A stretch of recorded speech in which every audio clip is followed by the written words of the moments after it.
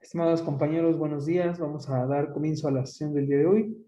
Hoy trabajaremos con lo que es el país de Brasil, ¿no? Que es la pregunta que puede surgir en el sentido de que, ¿por qué Brasil? Bueno, es que estamos trabajando en la parte de los países subdesarrollados, eso lo vimos en la sesión pasada, y hoy vamos a empezar a ver algunos países de América Latina, ¿no?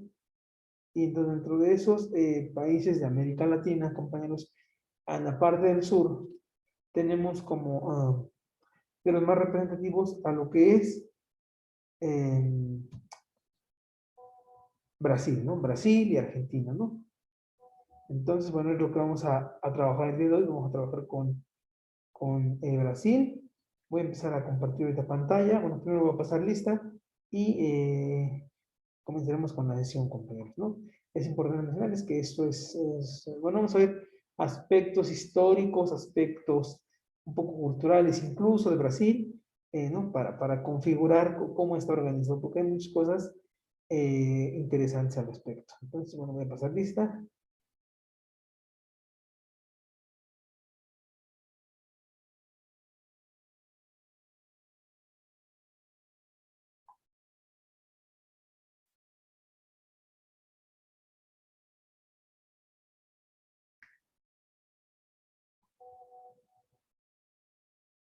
Listo. Entonces, vamos a pasar lista. Judith,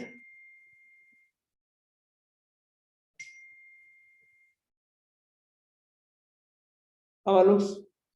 Presente. Bien, no.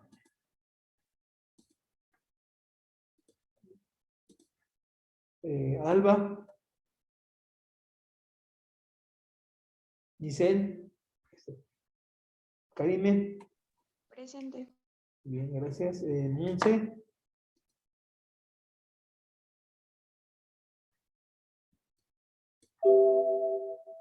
Monse no está. Bueno. Eh, Nayeli. Wendy. Presente. León Cerón. Presente.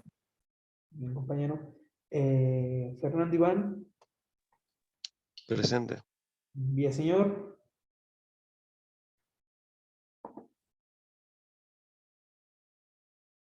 Nadil. Pedraza. Presente. Nancy. Presente. Armando. Presente. Correcto, muy bien. Jorge Alexis. Geraldine. Orland.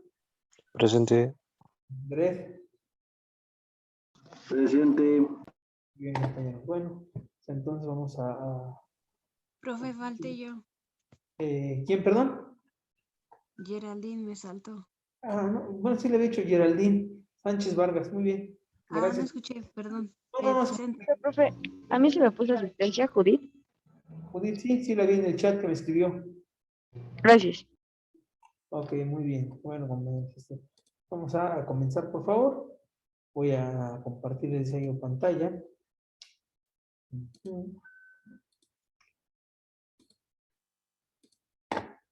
Ahí están viendo mi pantalla, ¿verdad?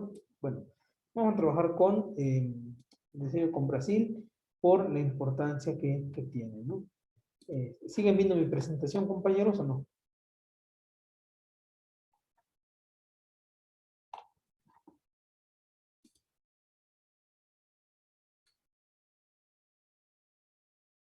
Compañeros, sí están, bueno, ahorita dejé de compartir, pero sí están viendo la presentación, ¿verdad? Sí, profe. Ok, muy bien, bueno. Antes de hablar de Brasil, es importante mencionarles algunos datos, compañeros, ¿no? Vamos a ver que Brasil, bueno, por tamaño, pues es el quinto país más grande. Ajá. Su población es más o menos de 200 millones de habitantes. Datos interesantes podríamos mencionar, por ejemplo, sus carnavales que organiza, las playas paradisíacas con las que cuentan, las ciudades coloniales, la gran cantidad de selva, Amazonas que tiene, sus montañas, por ejemplo, Y bueno, dentro de los atractivos turísticos, el más importante son las cataratas de Iguazú, ¿no? Que hacen frontera con lo que es Argentina, compañeros. En ese pedacito donde hacen frontera están las cataratas de Iguazú. Ahorita lo vamos a ver en un mapa para que ustedes sepan de qué les estoy hablando, ¿no? Otra cosa particular es que, bueno, Brasil comparte frontera con 9 países. Tiene frontera con todos, excepto con 2, con Chile y Ecuador. Con todos los demás hace frontera, compañeros. Pero también es algo interesante que ustedes deben de tener en cuenta, ¿no? O sea, hace frontera con todos, excepto con Chile y con Ecuador. Con ellos dos no hace frontera. Entonces, bueno, es importante decirles. Si yo les preguntara a ustedes, a ver, compañeros, ¿cuál es la capital de Brasil, por ejemplo? Bueno, habría gente que inmediatamente podría decirnos Río de Janeiro. Pero bueno, a lo largo de la historia vamos a ver que ha tenido 3 capitales. Río de Janeiro, Sao Paulo y Brasilia, ¿no? Que es actualmente donde es la capital, Brasilia. Pero la gente podría pensar que es también lo que es Sao Paulo o Río de Janeiro. Vamos a ver que el río Amazonas es el segundo más grande del mundo, más largo, más bien, más largo. Pero por dimensiones de lo ancho, es el más grande por volumen. Esa cantidad de agua que tiene dentro de él es el más grande. Ajá. En la parte, vamos a ver que de largo, bueno, no, largo no es el más largo, pero es el más voluminoso. Bueno, en este país vamos a ver que es el único país de América del Sur donde el idioma oficial no es el español.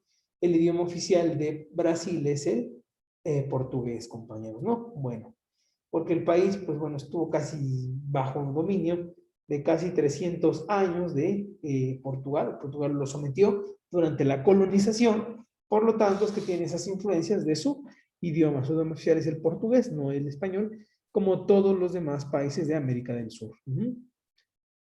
Vamos a ver que aquí hay una cosa muy peculiar. Bueno, como les decía yo, tenemos lo que son las selvas y toda esta parte. Entonces, bueno, esto ha propiciado que la gente en Brasil, más bien que haya en Brasil tribus, ¿no? Que no han tenido contacto con la vida moderna, es decir, viven totalmente aislados, ¿no? De hecho, había cifras que en 2010, 2009, por ahí así, había más de 60 tribus que estaban con esta situación, imagínense. Ajá. Hay una isla, compañeros, seguramente sí lo han escuchado, que es prohibido el acceso, ¿no? Por ser uno de los lugares más peligrosos del mundo. Le denominan la Isla Quemada. Ajá. Vamos a ver que también se le conoce como Isla de las Cobras.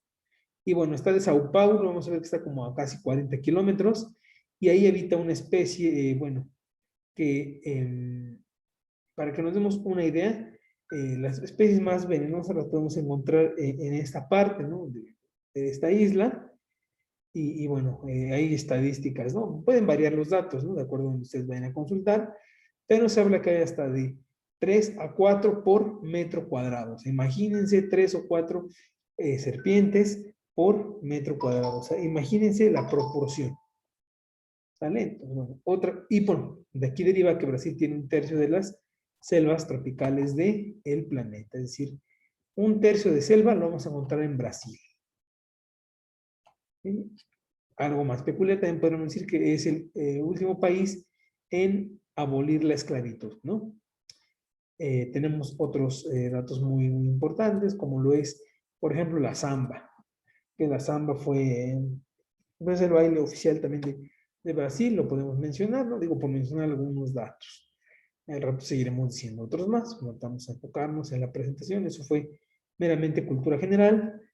Vamos a pasar ahora a lo que es la presentación.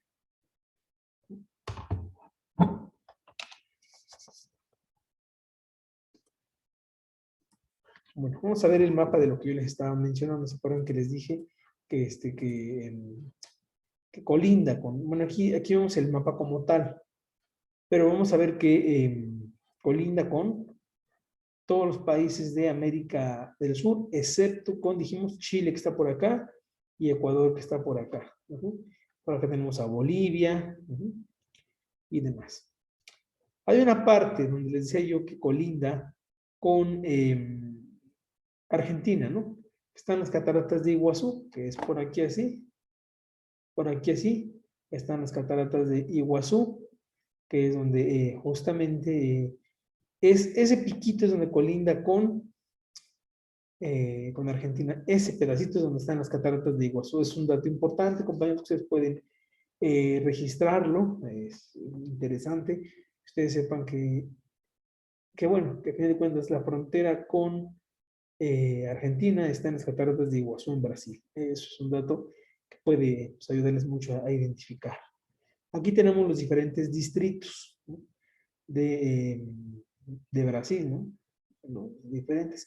Aquí tenemos a Río de Janeiro, aquí tenemos a Sao Paulo, y en este que está aquí, en este chiquitito, tenemos Brasilia. Aquí es su capital de Brasil, Brasilia, aquí está. ¿Se acuerdan que hemos dicho que en la historia había sido esta, y finalmente, desde 1960, pues es esta pequeñita que está aquí, ¿no? Aquí tenemos toda esta parte selva, el Amazonas, Pará, Mata Grossa, todo esto son selvas, compañeros. Es importante, bueno, que ustedes identifiquen en los diferentes mapas que vayamos viendo, bueno, que hemos visto, compañeros, que ustedes reconozcan esta parte, ¿no? Para mí es muy importante que ustedes sepan, ubiquen, conozcan, ¿no? Ven que siempre hemos procurado que sea de esa manera, ¿no? Porque al final de cuentas, pues bueno, eso nos va ilustrando mucho. O sea, un mapa te ayuda demasiado a poder tú configurar la ubicación de determinados lugares. Entonces, bueno, a mí por eso me interesa mucho que sea así, ¿no? O sea, que ustedes puedan identificar los lugares que vamos abordando. Ajá.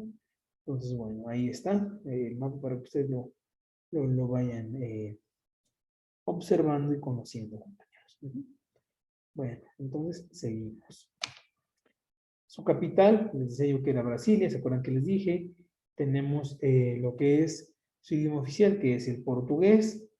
Este es su idioma oficial, no es el español, como dijimos que el español, pues bueno, no era considerado el oficial. Era el único país de América del Sur que no consideraba como oficial al español. Y justamente pues aquí lo estamos visualizando.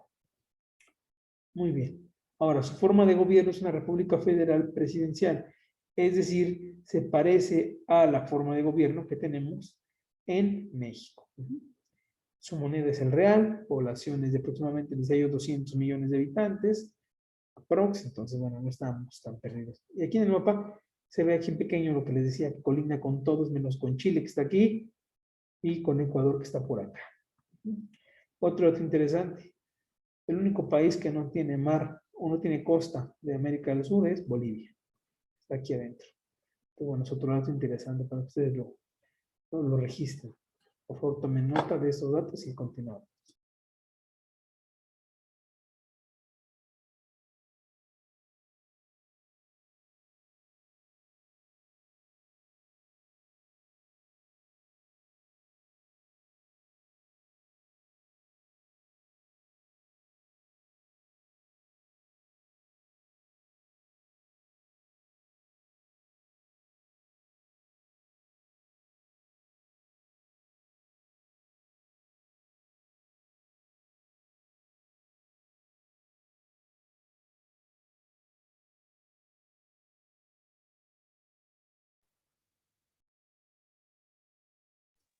Muy bien, continuamos, compañeros. Bien, ya dijimos estas peculiaridades de Brasil, ¿no? Aunado a lo que ya habíamos mencionado hace ratito. Ok, muy bien, continuamos.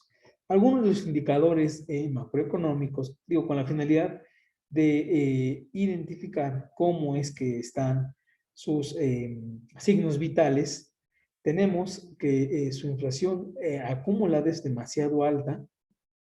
La tasa de interés, por lo tanto, tiene que ser alta. ¿Por qué es muy alta una tasa de interés en un país de este tipo? Porque, bueno, acuérdense, a mayor riesgo, mayor interés. Por lo tanto, cuando ustedes vean una tasa de interés en un país muy alta, quiere decir que el riesgo de ese país es muy alto. Es decir, hay una correlación directa entre tasa de interés y entre riesgo. Si uno aumenta, el otro aumenta un poco más, y así. La tasa de desempleo es del 6.5%. Su natalidad es del 16%, la tasa de mortandad es de 6.2, más o menos de cada 100 que nacen, 6 mueren, ¿no? Entonces, índice de pobreza es del 20%, es decir, de cada 5 al menos uno es en situación de pobreza, ¿no? Sus exportaciones son de 1.592 millones de dólares, ajá. 1.000 millones de dólares. Sus importaciones, sus gastos de gobierno, de cuánto es de lo que recaudan, es decir, de la recaudación, 75% son gastos de gobierno, el 25% es ahorro. Ajá, bueno, algunos datos de inversión, de balanza de pagos, tasa de analfabetismo, PIB per cápita y PIB general. Bueno, son algunos unos datos que podemos ir viendo y que nos indican cómo está el país, ¿no? Es decir, nos dan sus datos principales, sus signos vitales y vemos cómo se ubica, compañeros. Muy bien, seguimos. Las principales ciudades, como mencionábamos hace un instante, tenemos a Río de Janeiro y Sao Paulo, las cuales están aquí en esta parte, Río de Janeiro y Sao Paulo, en estas dos. Ok, muy bien, seguimos. Vamos. Aquí. Las condiciones climáticas de Brasil, vamos a ver que corresponden a un clima templado subtropical, temperaturas por menos de 22 a 31 grados. Vamos a ver que, bueno, tenemos que la estación más importante de Brasil es el verano, ¿no? Porque es donde recibe las influencias turísticas y bueno, las condiciones son muy agradables.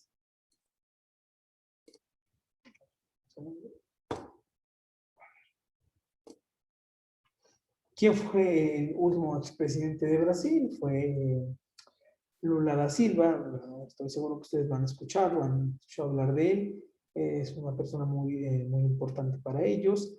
Es uno de los presidentes más nombrados, más sonados, ¿no? Lo que es Lula da Silva. Lula, como se le decía, presidente Lula. Entonces, bueno, es un político brasileño que fue presidente desde el 1 de enero de 2003 hasta 1 de enero de 2011, ¿no? Es decir, 8 años de mandato, y bueno, fue en tiempo en que dejó el partido, ¿no? Bueno, su sucesora fue Dilma Rousseff, que es, a fin de cuentas, de su misma corriente política, con los mismos proyectos y dándole continuidad al proyecto de Luis Ignacio Lula da Silva, que es el nombre completo de este expresidente de Brasil. Bueno, vayan tomando nota como una pequeña línea del tiempo para que ustedes visualicen cómo fue desarrollándose todo esto, ¿no? Hasta que pasemos a ver las diferentes empresas que ahí radican, los mercados y cómo están.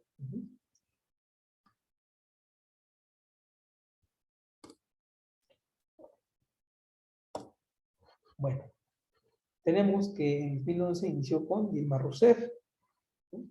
Es ella, vamos a ver que ella, lo que, como decía yo, lo que hizo fue continuar con los trabajos que venía haciendo Lula, en cuenta que le dio continuidad al proyecto en cuestión de las reformas políticas y tributarias. A fin de cuentas es una sucesión de un proyecto que se tenía ya trabajado, ¿no? Pero es importante también mencionar que va con una serie de continuidades. Ahora, tenemos en la parte tecnología, ¿cómo está Brasil? ¿No? Bueno, Brasil tiene la intención de innovar con tecnologías nuevas de punta en diferentes aspectos, ¿no? Los portátiles, los equipos, telefonía, cuestión de televisión, etcétera, etcétera. Entonces, bueno, entre sus principales innovaciones es los motores flex fuel, ¿no? Es decir, permiten el trabajo entre una mezcla de gasolina y etanol, lo cual reduce los contaminantes y reduce el consumo de gasolina. Es decir, no eres 100% dependiente de la gasolina. Ya se mezcla con otro producto, con etanol, y en base a esta mezcla se lo puedes depositar a tu vehículo, bueno, en este caso a los aviones, y de esta manera pueden funcionar apropiadamente, compañeros. Entonces, bueno, vayan tomando nota, por favor, para que continuemos.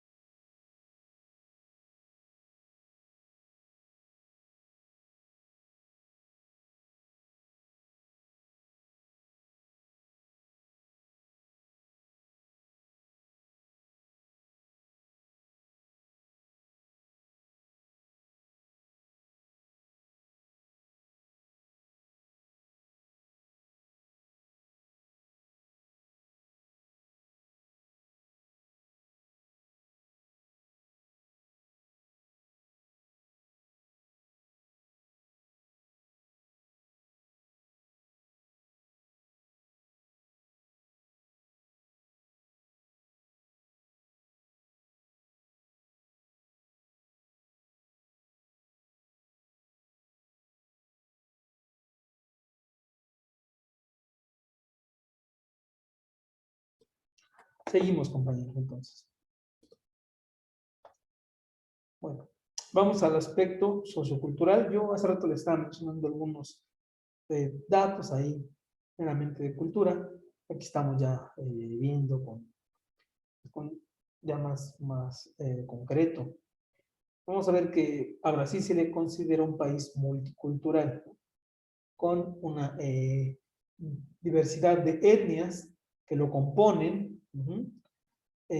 La música, como la lambada, el forró, hip hop y el rock, son parte de su identidad cultural. La gastronomía, vamos a ver que tienen algunos platillos, como la tacacá, el tacupi, la congusa, papilla de plátano verde, nécoras, cangrejos, pescados de agua dulce, de la Amazonia, ¿no?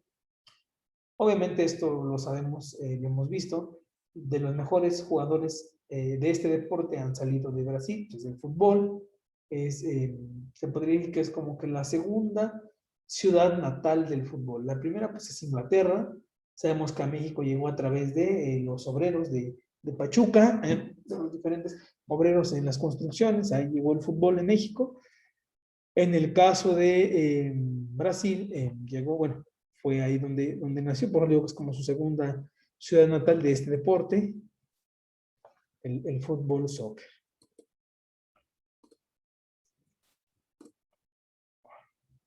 Que este mouse ya está como que muy malito y no funciona muy bien, compañeros. Bueno, gobierno y política. Vamos a ver que la política que se cuenta en Brasil, la que se tiene en Brasil, es una república democrática representativa presidencial federal, es decir, es como en México les decía yo que el presidente de Brasil es jefe de Estado, ¿no? Y hay un sistema multipartidario pluriforme. Como aquí en México tenemos diferentes partidos políticos que integran las diferentes cámaras de diputados, senadores, un jefe de Estado. ¿Por qué es importante mencionar la forma de gobierno? Porque tenemos países como España, por ejemplo, que son de una monarquía. Pues tenemos a un rey, una reina, y aparte tenemos un presidente, ¿no? El presidente está abajo de los reyes, ¿no? Por decirlo así, los reyes son los que conservan la corona española y el presidente es quien dirige la cuestión política. Ajá. Bueno, vamos a ver que lo que decíamos aquí, el poder ejecutivo es ejercido por el gobierno, por la cabeza, y tenemos el poder legislativo que es concedido tanto en el gobierno como en las dos cámaras del Congreso Nacional. El Congreso Nacional es como aquí nosotros, la Cámara de Diputados, Cámara de Senadores. Ahí también opera de la misma manera.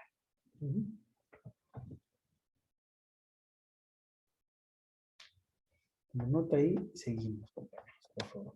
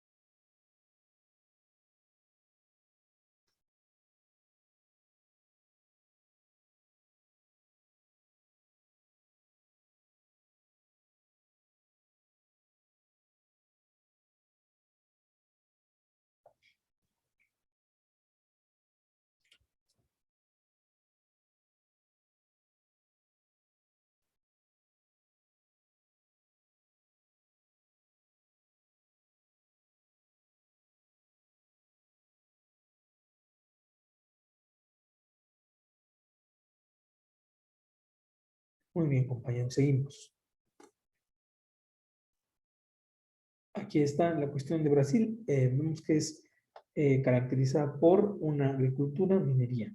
¿Se acuerdan que mencionábamos que los países que tienen actividades de la cuestión extractiva se les considera países o república, o vamos a decir, sí, economías de enclave, decíamos nosotros? Bueno, aquí lo podemos confirmar. Si existía alguna duda de esto que yo les decía, de por qué se les llama así, bueno, aquí lo estamos corroborando, que en efecto, estos países que se dedican a estas actividades primarias son economías de enclave, si no son economías totalmente desarrolladas. Serán muy buenas en lo que hacen, sí, pero no son economías desarrolladas, son economías de actividades primarias, de economías de enclave, como mencionamos que también se les denominaba.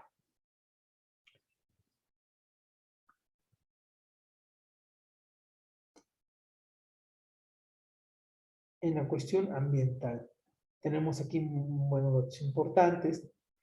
Vamos a ver que tienen ellos en sus empresas, tanto nacionales, multinacionales o transnacionales, aplican las ISO 14000, las reglas ISO 14000, las cuales obviamente hablan de esta parte, ¿no? De cuidar el medio ambiente, de las buenas prácticas, el reciclaje, la llamada economía circular, compañeros, ¿no? Que es un tema que está muy de moda, nosotros los economistas lo hemos estado viendo, la economía circular. ¿Qué quiere decir economía circular?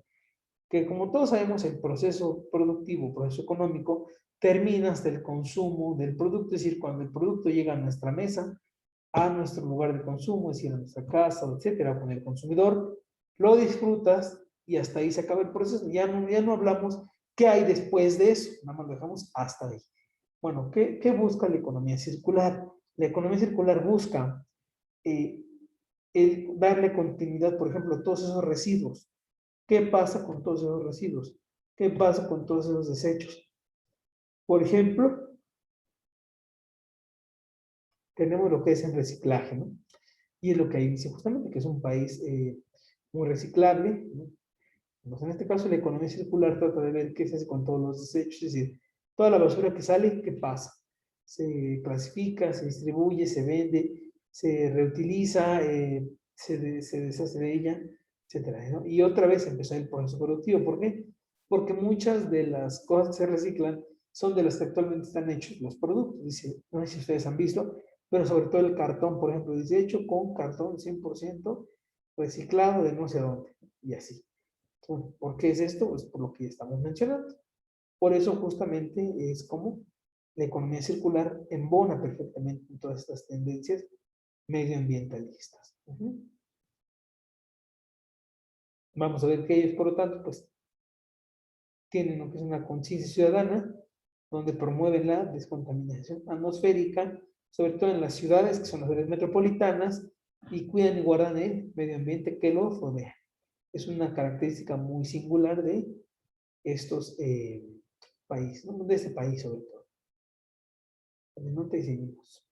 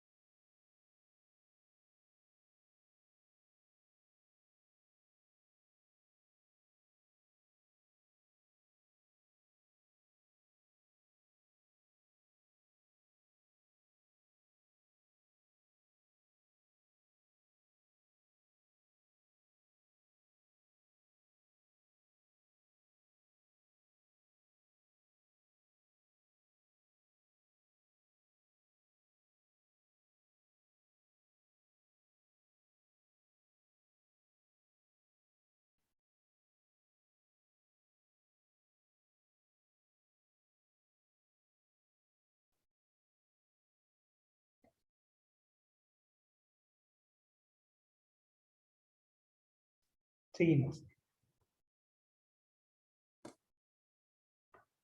Bueno, vamos a sus datos económicos del Producto Interno de Brasil.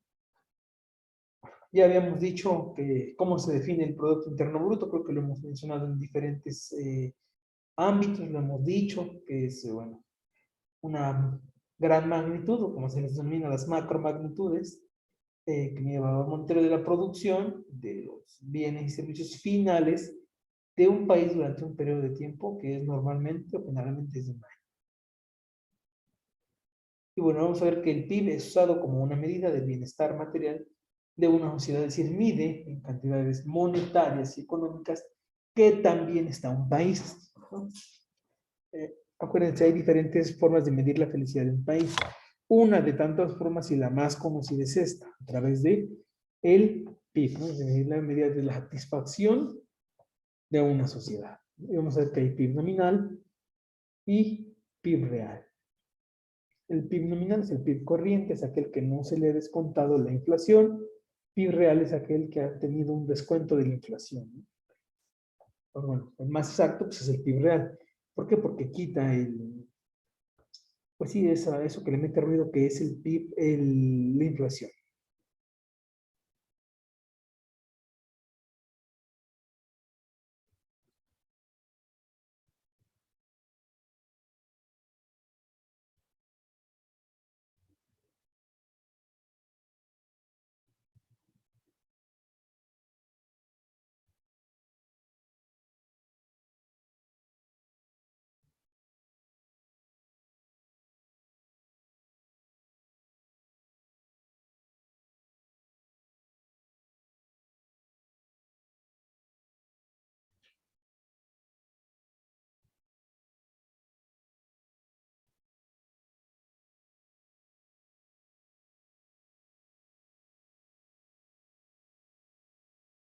Bueno, muy bien.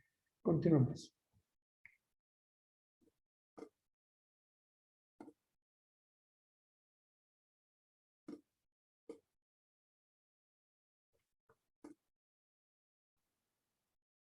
Aquí está. ¿Se acuerdan que al inicio mencionábamos por qué Brasil? Bueno, porque Brasil es una gran potencia sudamericana y una de las economías emergentes.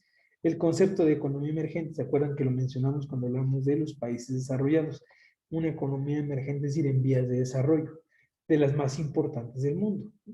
Bueno, en 2010 tuvo un crecimiento del 6%, cual es una tasa muy alta para un país de América Latina. Tasas de crecimiento del 6% son muy altas. Les pongo un ejemplo.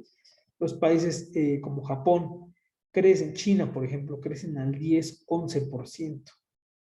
Son tasas muy, muy altas. Aquí en México decrecimos menos 0.01. cosa que ellos crecieron positivamente 6%. O sea, para que nos demos una idea de cómo estamos. Y bueno, vamos a ver cuál es el incremento de los ingresos de Brasil. Exporta productos a países como Estados Unidos, Europa, Argentina, Japón y Chile. Es decir, es un país exportador, ¿no? Vamos a ver, exporta sobre todo recursos naturales, ¿no? O materias primas. Y aquí dice, justamente dice, exporta productos de muy buena calidad, por ejemplo, petróleo, gas natural, que a fin de cuentas pues son recursos naturales que sirven para diferentes usos.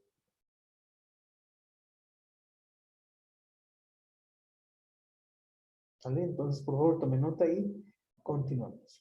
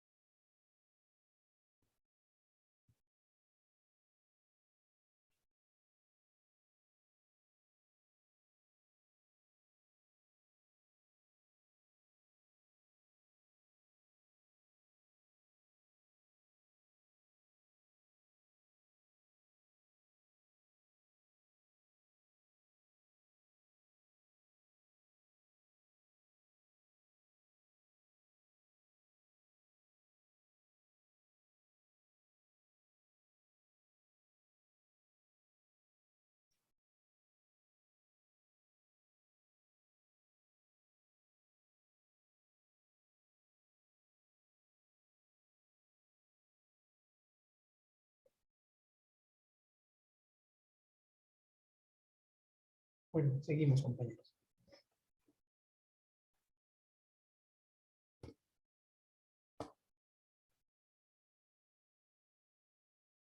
Lo que decíamos, ¿no? Brasil creció más de lo esperado en sus diferentes trimestres. ¿Por qué? Porque, bueno, muchos países luchan, ¿no? Contra los efectos de la crisis financiera global y Brasil presentó tasas de crecimiento, pues, inesperadas. Es decir, fomentaron su mercado interno, incrementaron sus ventas, sus exportaciones y disminuyeron las importaciones a su país. Esto trajo consigo un crecimiento como el que ya vimos. Estos fenómenos que estoy mencionando generan, ¿no?, altos niveles de crecimiento de un país. Para que nos demos idea de cómo un país puede llegar a crecer en gran medida. Bueno, pues a qué se debe a esto que dijimos, ¿no? A estos conjuntos de instrumentos macroeconómicos que se pueden aplicar para que los países, pues bueno, crezcan, ¿vale?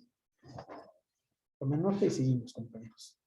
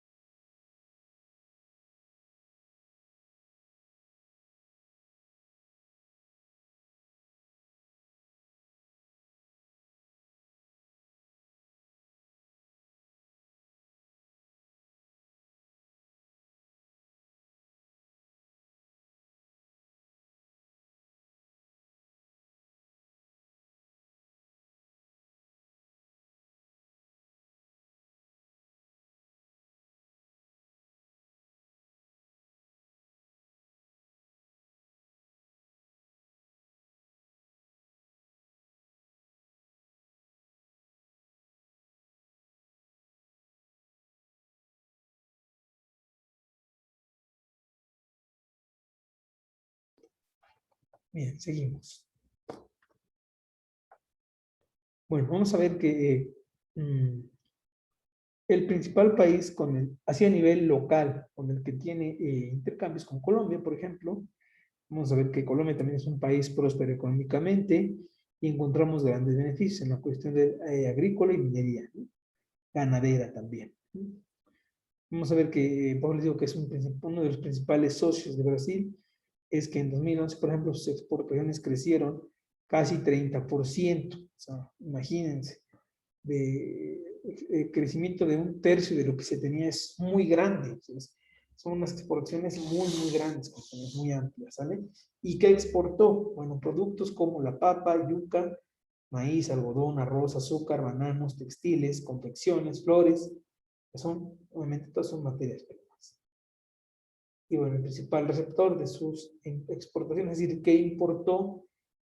Bueno, ¿quiénes importaron de Brasil, por decirlo así? Estados Unidos, Reino Unido, Francia, España, Italia, Alemania, China y Japón. Y todos ellos fueron países receptores de las exportaciones brasileñas.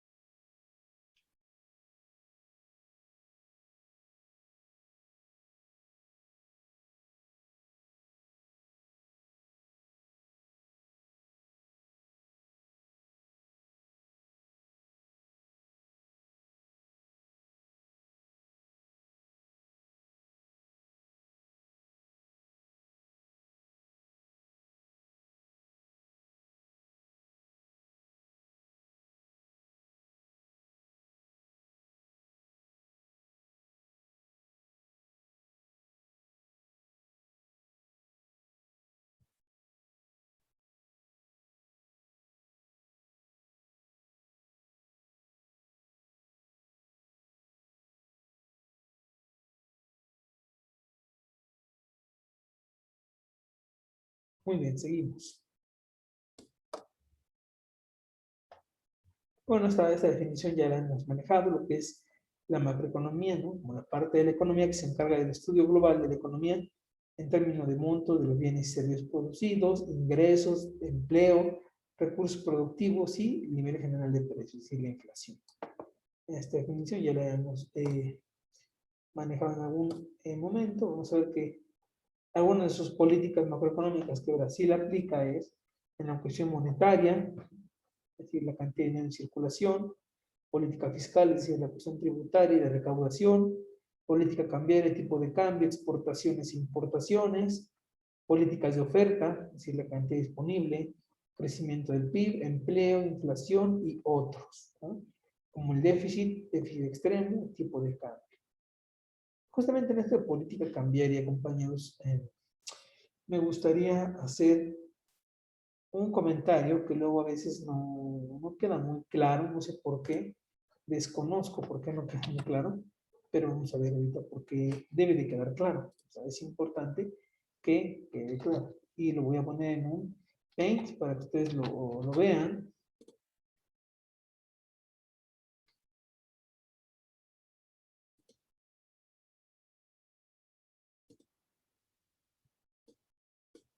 Aquí lo voy a poner en un Paint. Entonces voy a compartir pantalla nuevamente. Con es algo que a mí me interesa mucho que ustedes como de gente de comercio internacional lo comprendan. A ver, referente al tipo de cambio, compañeros. Tipo de cambio. ¿Qué pasa si, por ejemplo, yo devalúo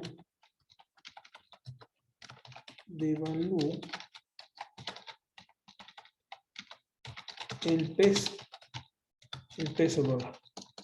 O si yo aprecio el peso con respecto al dólar. en la parte de comercio internacional, ¿qué sucede con las exportaciones y importaciones? Con respecto al dólar. La pregunta es, ¿qué sucede con las exportaciones y con las importaciones, compañeros?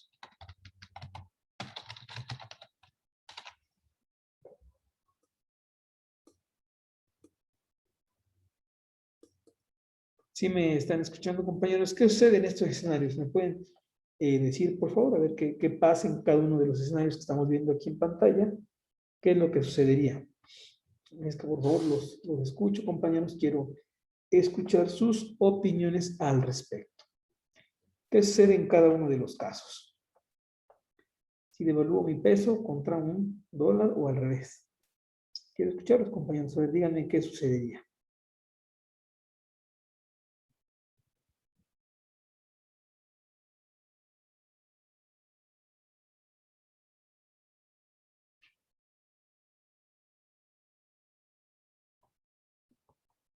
Compañeros, por favor, quiero que participen. Díganme.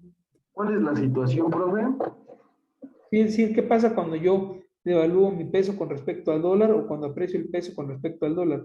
A mí como México, ¿qué me pasa con mis exportaciones y con mis importaciones?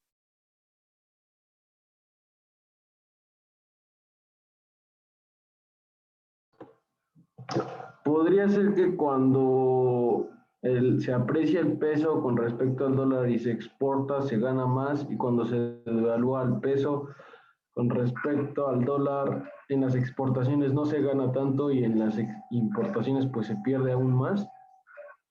Ok, a ver, bueno, va por ahí muy bien, va por ahí el asunto. A ver, en el primer caso, si digo que devalúo el peso con respecto al dólar, ¿qué estoy haciendo?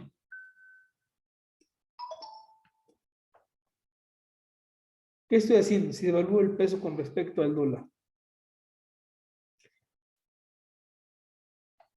Vamos a suponer que era un dólar por 20 pesos para hacer análisis más comprensible. Si estoy diciendo que devalúo el peso con respecto al dólar, ahora ese dólar, ¿cuánto me va a costar? Compañeros, ¿cuánto me va a costar este dólar? Más. Más, ok. Entonces ahora vamos a poner que 25 pesos. Ok, ahora en el caso contrario, aquí yo tengo mi dólar. Muy bien, ajá, igual a 20 pesos. Y ahora yo aprecio el peso con respecto al dólar. Ahora, ¿cómo va a costar ese dólar más que?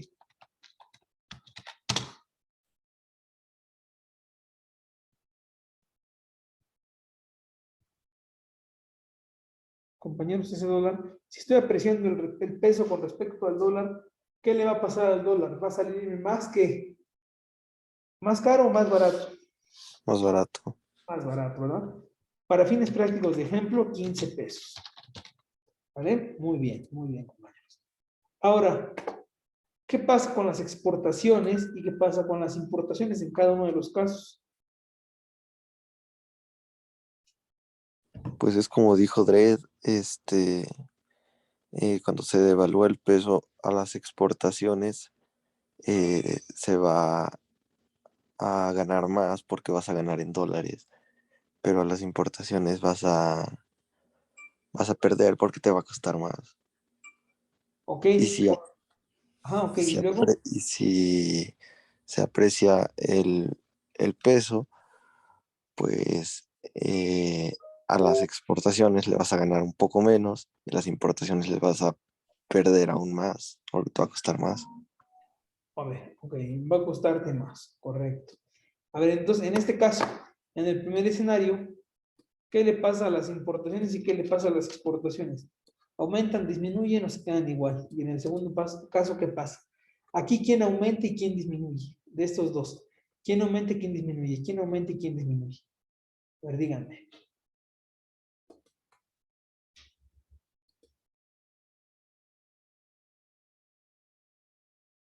Las exportaciones aumentan. Aquí que aumentan. Las exportaciones. Aquí aumentan las importaciones. ¿Estás seguro que las exportaciones? Pues sí, el dólar ya vale más, entonces ganas más exportando. Ok, ganas más exportando, correcto, muy bien. Ahora, ¿qué le pasa a las importaciones? Pues yo creo que de igual manera aumenta, ¿no? Porque si un dólar equivale a más pesos, pues obviamente te conviene al comprar más mercancía, o sea, compras más con, pues sí, aprovechando el precio del dólar, en mi opinión. Ajá, pero no sé si, pero me refiero en el caso, por ejemplo, usted, como lo menciona, en el caso de para nosotros como México, las importaciones, ¿cómo nos salen con este tipo de instrumento? ¿Cómo nos sale una importación con ese tipo de cambio?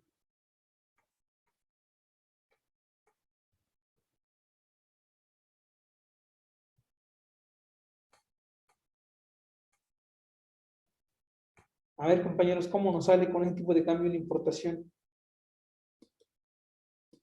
Por ejemplo, vamos a pensar que compramos algo en el extranjero, vale $5. ¿Cuánto sería el monto total si vale $5? Serían 100 pesos. Y ahora, si lo compro aquí, a esos $5, ¿cuánto sería? ¿A cuánto nos costaría? 125. Correcto. Entonces, ¿qué le pasa a las importaciones?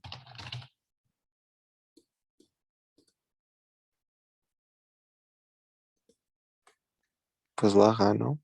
Bajan. ¿Por qué? Porque ahora me sale más caro comprarlo. De cómo estaba a cómo me sale. Muy bien. Ahora, en este caso, tengo $1 a 20 pesos y paso de $1 a 15 pesos. ¿Qué les pasa a estas y a estas?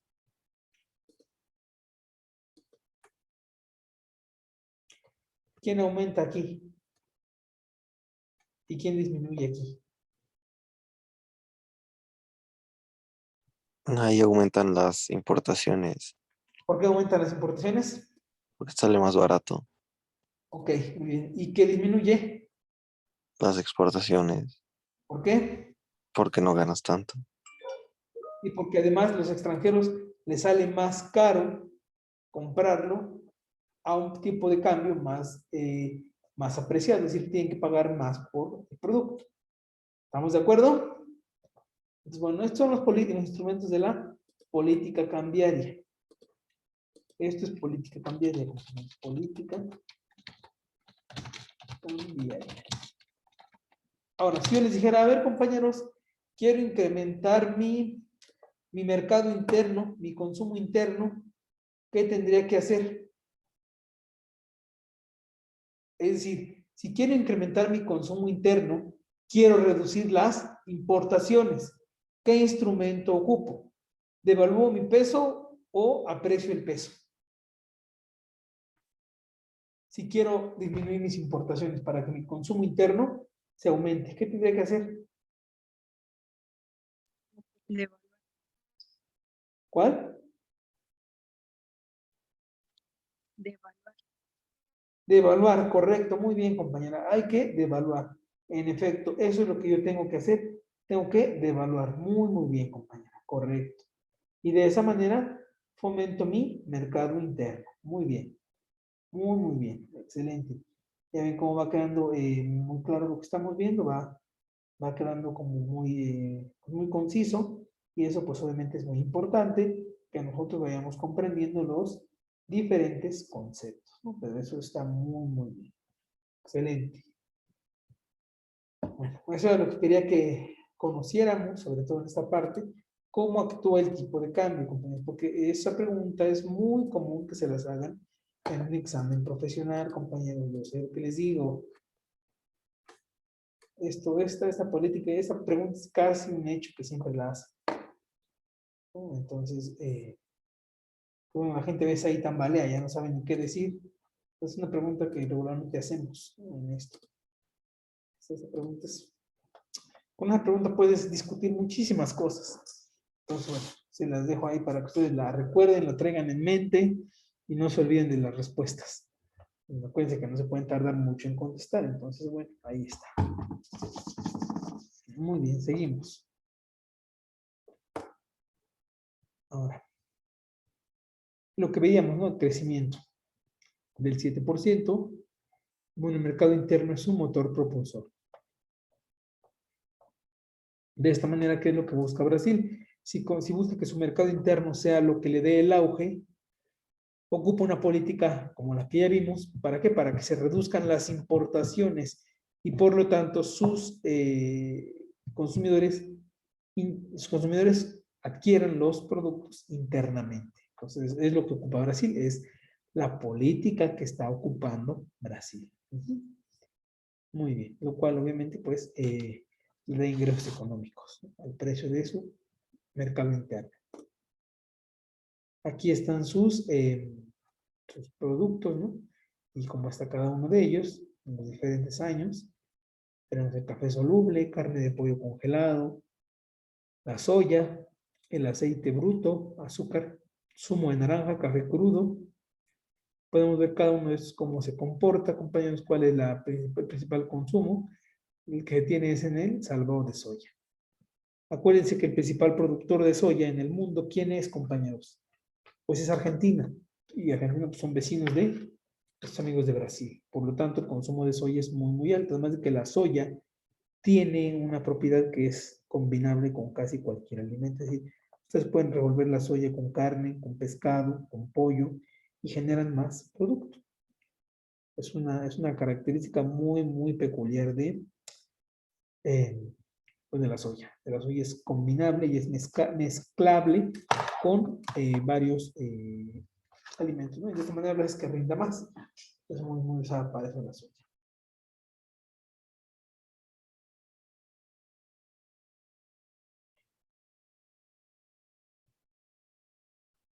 Seguimos, compañeros, vamos con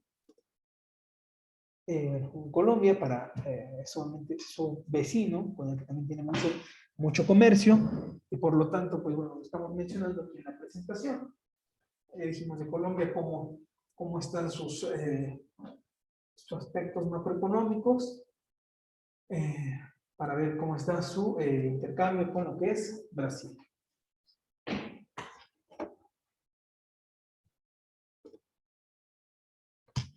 En el caso del PIB per cápita, compañeros, ¿cómo se obtiene el PIB per cápita? ¿Me pueden decir, por favor?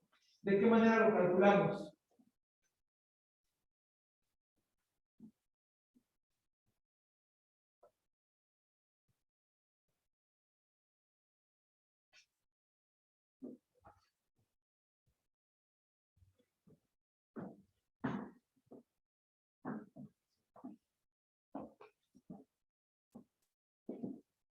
Compañeros, ¿cómo calculamos el PIB per cápita?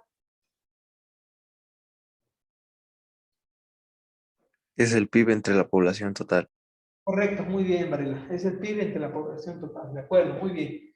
Bueno, aquí vemos que Brasil continúa manteniendo el tipo de cambio, lo cual provocó una sobrevaluación de la moneda. Ya decíamos, ¿para qué hacen eso? Para disminuir las importaciones. Y la tasa de interés la trata de apreciar. ¿Con qué finalidad? De atraer inversión, compañeros. Acuérdense, cuando un país quiere atraer inversión, ¿qué es lo que va a hacer? Elevar sus tasas de interés. ¿Por qué? Porque es como si ustedes tuvieran $1.000.000 para invertirlos. ¿A dónde irían a invertir su dinero, compañeros? ¿A donde les paguen más o donde esté más seguro? Pues bueno, ya será prioridad de cada quien qué es lo que busca. Si busca altas tasas de retorno o si busca certeza en su inversión. Obviamente una no está muy peleada una con la otra, pero se asocian mucho, se asocian muchísimo. Es decir, no quiere decir que porque algo sea muy bajo de tasa de interés es sumamente seguro, ¿no? Eso tampoco pasa, pero es más confiable, eso sí. ¿Vale? Entonces, bueno, vamos a ver que en el caso de Brasil aplican un plan para buscar el equilibrio macroeconómico, ¿no? A través de diversificar, obviamente, que se busca aumentar las exportaciones. ¿Por qué? A ver, yo les preguntaré a ustedes, compañeros, como futuros licenciados en comercio, ¿cuáles son las vías de ingreso de divisas para México? ¿De qué manera México se financia de divisas? A ver, ¿qué instrumentos conocen ustedes? Díganme, ¿cuáles son las vías de entrada de divisas a México?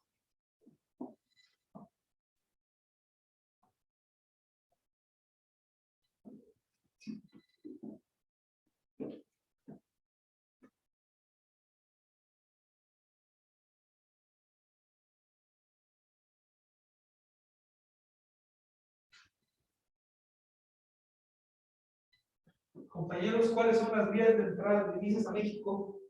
¿O por dónde entran esas divisas a México? ¿A través de qué actividades o de qué manera?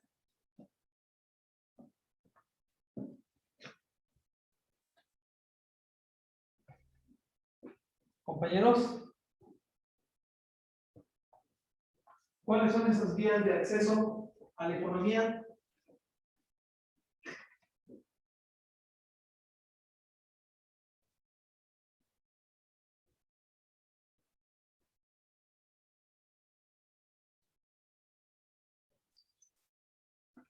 Compañeros, ¿cuáles son esas vías de acceso de divisas a México? ¿A través de qué instrumentos se está financiando? Es decir, ¿cómo México se hace de divisas? A ver, díganme, les pongo más clara la pregunta. ¿De qué manera México, por ejemplo, se hace más de divisas? ¿O cuáles son las formas en que llegan los dólares a México? ¿A través de qué vías, compañeros? A ver, díganme. Está más clara la pregunta.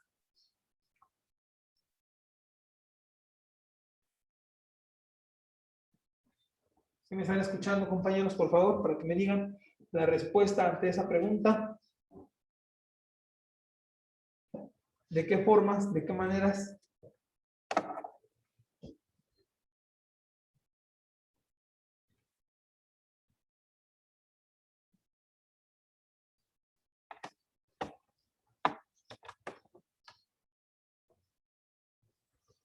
Compañeros, ¿de qué manera se hacen México de divisas? ¿Cómo le llegan a México las divisas? ¿Puede ser por las remesas?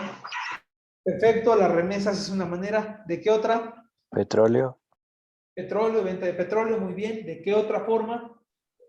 turismo, Turismo, correcto, muy bien. Turismo, petróleo, remesas. ¿Cuál otra? la inversión, Correcto, muy bien, compañero. Muy bien, excelente. Excelente, Orla, muy bien. Son las formas de cómo llegan las divisas a México. Por lo tanto, es importante, pues obviamente, lo que mandan los llamados paisanos, ¿no? Lo que mandan, bueno, lo que traen los turistas a México, lo que invierte la gente, los inversionistas en México, y la venta de lo producido en México, de lo que extrae de petróleo. Correcto. Otra vía, pues son las exportaciones, ¿verdad? Va implícito en lo del petróleo, pero obviamente a nivel de productos, ¿no? Es decir, a nivel de, por ejemplo, de maíz, de aguacate, por ejemplo, lo que se exporta, todo eso genera divisas para México. ¿Estamos de acuerdo? Entonces son las fuentes. Esa pregunta también es una pregunta muy clásica en ese tipo de actividades que ya les mencioné. Entonces, bueno, para que ustedes lo tengan ahí registrado, compañeros, no se vayan a dormir. Seguimos, entonces. Continuamos.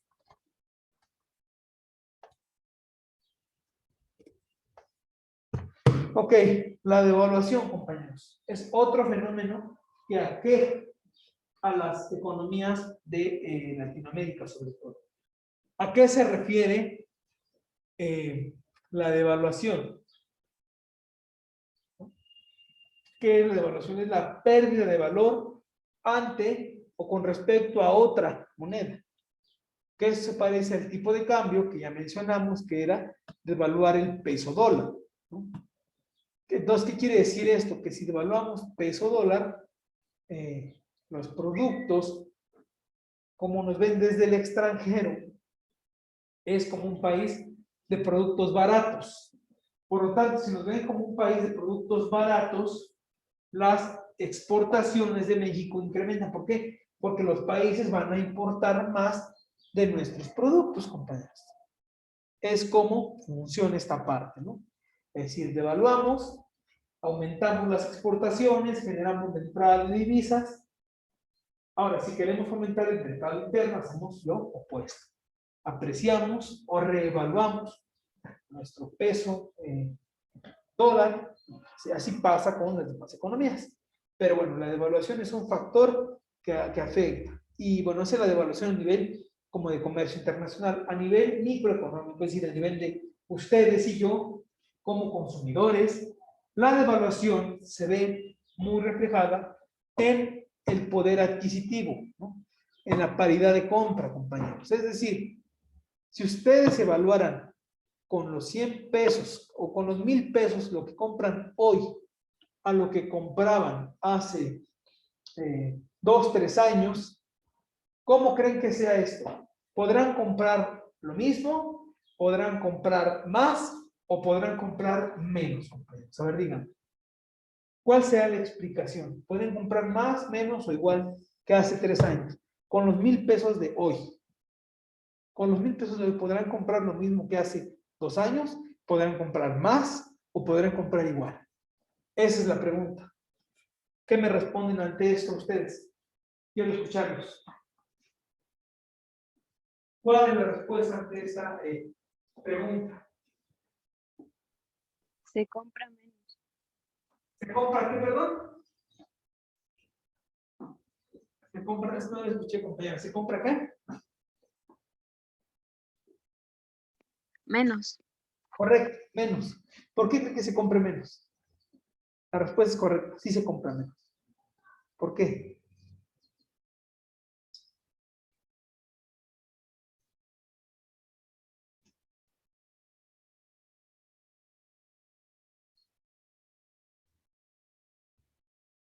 ¿Por qué sí se compra menos?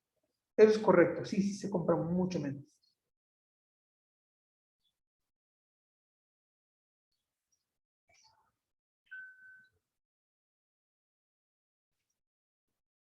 Compañera, ¿por qué dijimos que sí se compra menos?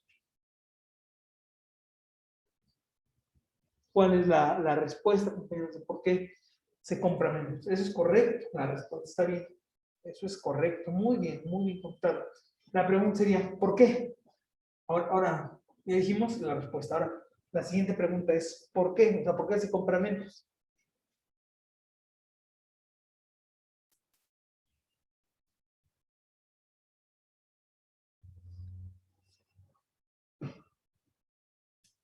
Compañeros, ¿por qué se compra menos?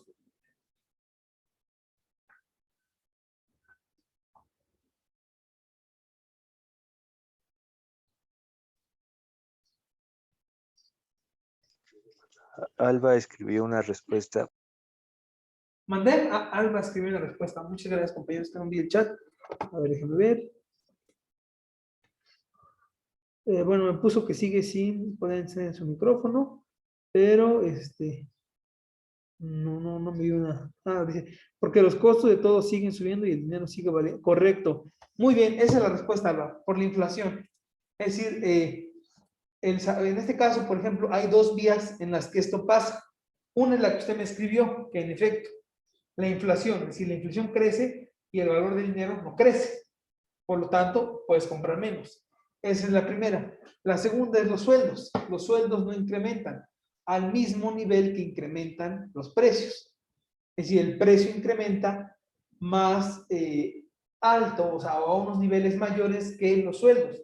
Por lo tanto, en esa carrera, sueldos, salarios, salarios, precios, los precios pues, se van por encima de los sueldos. Es decir, la inflación se come ese aumento que tuvo el salario y aún así no se repone el poder adquisitivo. Eso es la respuesta. Correcto, compañeros. Muy bien. En efecto, eso es. Esas preguntas son clave, compañeros. Seguimos. A ver, déjame ver. Bueno, es que este mouse está bien mal. Revaluación. Vamos a ver que eso es el fenómeno contrario. Ya explicamos cuáles son las implicaciones que esto tiene, las cuestiones económicas, a lo que esto lleva. Muy bien. Seguimos. Bueno, aquí tenemos alguna explicación. La balanza de pagos es otro fenómeno muy importante. ¿Qué es la balanza de pagos? Es una de las grandes cuentas nacionales, ¿no? Y vamos a ver que en el caso de Brasil está desequilibrada, es decir, es deficitaria. Hubo momentos en que mostró saldos positivos, pero también hubo momentos en los que tuvo negativos. Es decir, aquí hubo cuentas, o más bien, en esta cuenta de balance de pagos se registran las transacciones corrientes, balanza comercial, cuentas de servicios y transferencias, cuentas de capital, cuenta financiera, incluye, por ejemplo, transferencias que ha recibido Brasil, préstamos, financiamiento, desembolsos a corto, mediano y largo plazo, amortizaciones para reponer el valor de lo que pierde el dinero y además errores y omisiones. Son todas las cuentas que integran la balanza de pagos, es decir, la balanza de pagos, o más bien dentro de la balanza de pagos, tenemos la balanza comercial. No creen que son cuentas diferentes, solo que una contiene la otra. La balanza de pagos es la gran cuenta, y ahí está la balanza comercial, la cuestión financiera, errores y omisiones, cuenta corriente, ¿no? Son sus 4 subcuentas de la balanza de pagos. Entonces, bueno, ahí lo tenemos, ¿no? Ahí lo podemos ver muy explícitamente. Fenómeno muy importante, compañeros, el desempleo. El desempleo es un fenómeno que aqueja a las sociedades, ¿vale? Entonces vamos a ver que el desempleo, o la tasa de desempleo es preocupante. En este caso, aquí en Brasil, a nivel gubernamental no lo ven muy preocupante, ¿no? Pero si nos vamos a los hechos, sí es un fenómeno muy preocupante. ¿Por qué? ¿Por qué les digo que para ellos como gobierno no lo ven preocupante? Porque de acuerdo a las normas que se rigen, una persona que trabaje 1 hora por día no se le considera desempleado. Pero estamos de acuerdo que con un salario de obrero, trabajar 1 hora al día no te alcanza para vivir. Entonces estás en una condición de desequilibrio, de pobreza. Y técnicamente pues estás desempleado. ¿Por qué? Porque no alcanzas ni a cubrir tus requerimientos básicos. Por lo tanto, para ellos se les considera como algo no preocupante. Pero si nos vamos a los hechos, a la realidad, vamos a ver que sí son factores preocupantes. ¿Por qué? Porque obviamente se requiere un empleo remunerado, un empleo con un sueldo justo al trabajo y que sea justo entre géneros. ¿Por qué? Porque siguen habiendo casos donde la mujer gana menos que un hombre por hacer el mismo tipo de trabajo, cuando eso no tendría por qué ser así, compañeros. No tendría por qué ser así, sino cada quien que gane de acuerdo al trabajo que hace, sea hombre o mujer, eso no tendría que ver en absoluto. Por desgracia, persiste hasta nuestros días este tipo de conductas, ¿no? Ahora, ¿cómo definimos al desempleo, compañeros? ¿De qué manera podemos definir al desempleo? Bueno, como la situación en la que se encuentra una persona que teniendo edad, capacidad y deseo de trabajar, no puede conseguir un puesto de trabajo. Es decir, una persona que se encuentra en esta situación, vamos a ver que está desempleada.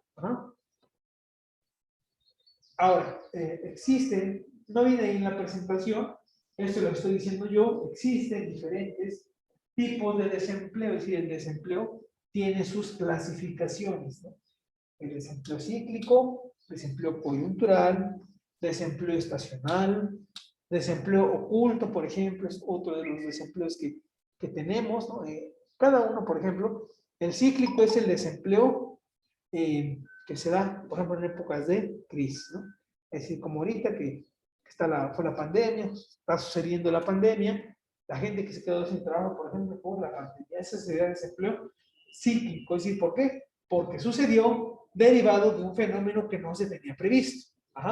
Tenemos, en segundo caso, un desempleo coyuntural, que es cuando una persona deja un trabajo por buscar otro mejor. El tiempo que tarda en encontrar ese otro trabajo, que no supere el año, es decir, que pasen, no sé, 8 meses, 7 meses, 5 meses, en lo que esa persona dejó ese trabajo por buscar otro, por mejores oportunidades.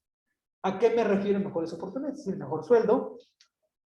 Ese se llama desempleo coyuntural.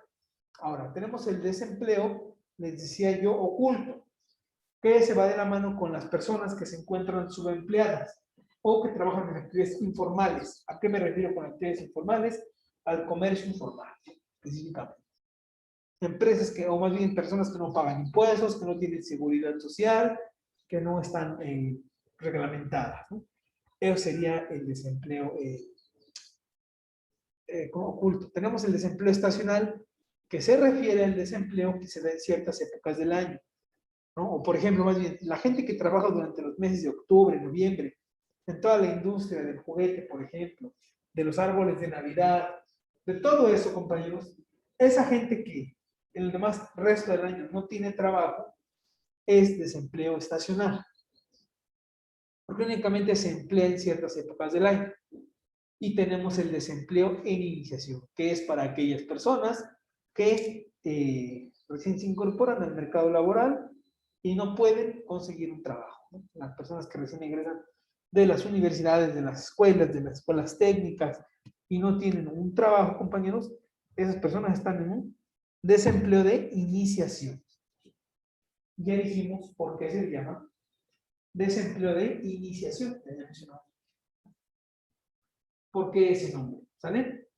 Muy bien, compañeros. Entonces, tomen nota para que podamos seguir.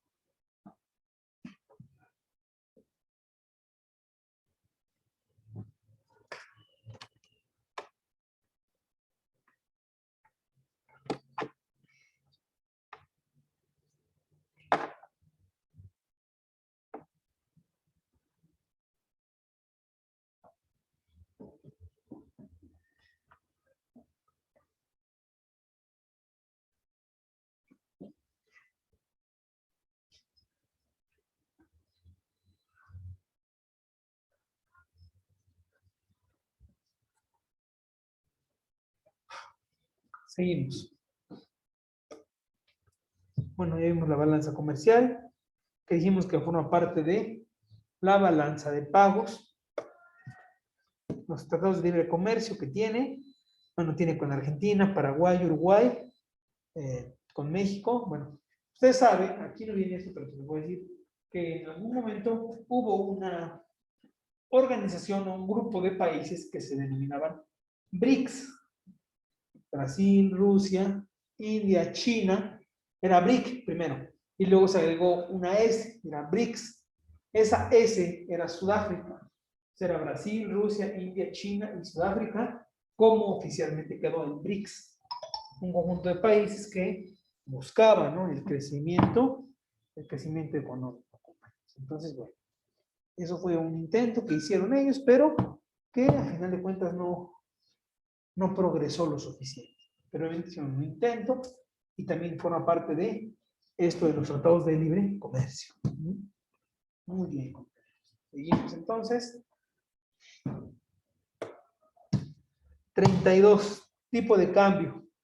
Aquí está. ¿Cómo se define el tipo de cambio? Se define como el precio de una moneda en términos de una moneda extranjera, es decir, de una divisa. Ese intercambio entre estos dos es el tipo de cambio. ¿Ah? Es decir, cuando aumenta uno, pues empieza una devaluación. ¿Vale? Entonces, es importante, es otro parámetro macroeconómico de alta importancia, la tasa de cambio, compañeros.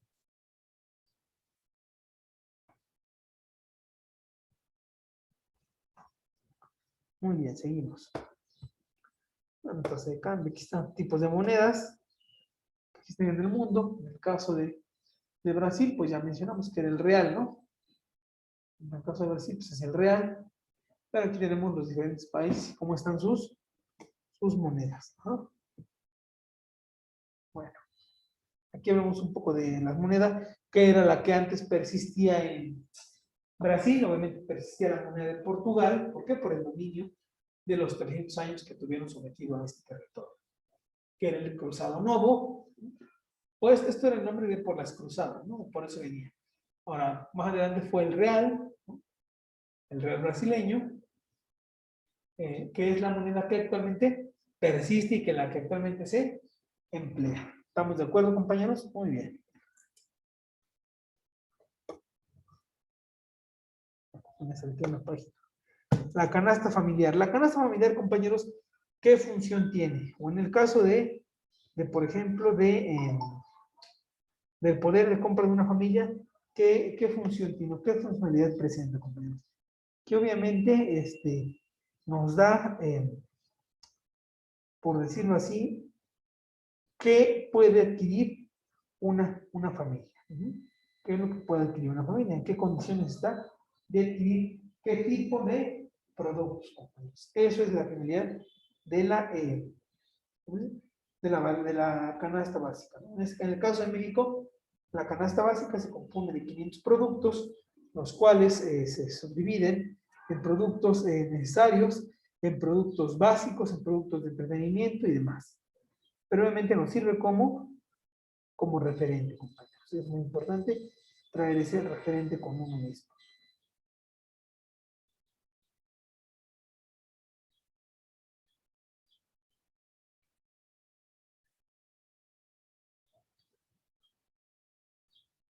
Muy bien, compañeros. Continuamos entonces.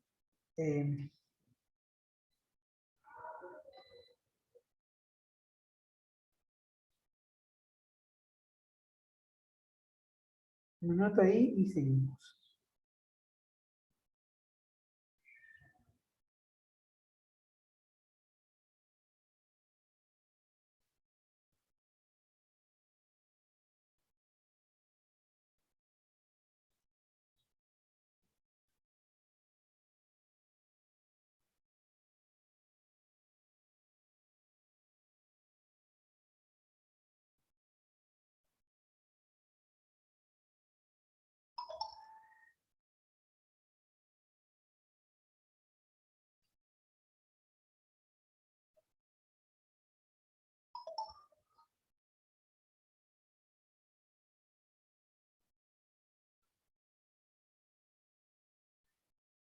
Muy bien, compañeros, ya casi estamos por concluir. Ya nomás terminamos esta parte y listo. De la canasta familiar es un indicador muy importante, el sello de cómo está la calidad de vida de una población. Es decir, si la población tiene oportunidad de adquirir todos estos productos de la canasta básica, podemos decir que tiene un poder adquisitivo alto. Si en el caso contrario no tiene capacidad de adquisición, decimos entonces que estamos en una situación de precariedad, ¿verdad, compañeros? Que es un nombre técnico correcto. Estamos en una condición de precariedad. Muy bien. Entonces, bueno, ya nomás acabamos a ver qué sigue. Esto muy bien, muy importante, el IPC, que es el índice de precios al consumidor. ¿A qué se refiere eso, compañeros? Es decir, a los puntos porcentuales que tiene la balanza de la inflación. Entonces, vamos a ver que es un indicador estadístico que mide en un periodo determinado los cambios en los precios de los bienes y servicios más representativos de los hogares, es decir, de la canasta básica. Mide los movimientos de los precios de la canasta básica, es como los mide a través de qué? Del IPC, del índice de precios al consumidor. En el caso de México se llama Índice Nacional de Precios al Consumidor, compañeros. Pero obviamente nos referimos a lo mismo, o sea, estamos hablando de lo mismo. No hay mayor diferencia en el razonamiento que estamos haciendo. Hablamos en esencia de lo mismo. ¿Ok? Muy bien. El otro indicador, el IPC. Aquí están los cambios que ha tenido. Y bueno, sería casi con eso estaríamos concluyendo con esta parte de Brasil. Hablamos de Brasil. La próxima semana, la próxima clase, hablaremos de algunas de sus principales empresas. De antemano ya vimos cuáles son, pero continuaremos trabajando con esta parte, compañeros. ¿Hasta aquí alguna duda o comentario que tengan que externar?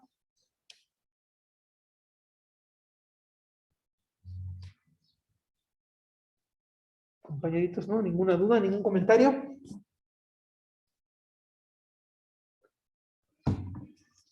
¿Sí fue quedando claro todo lo que vimos No, profesor. en el transcurso de la sesión?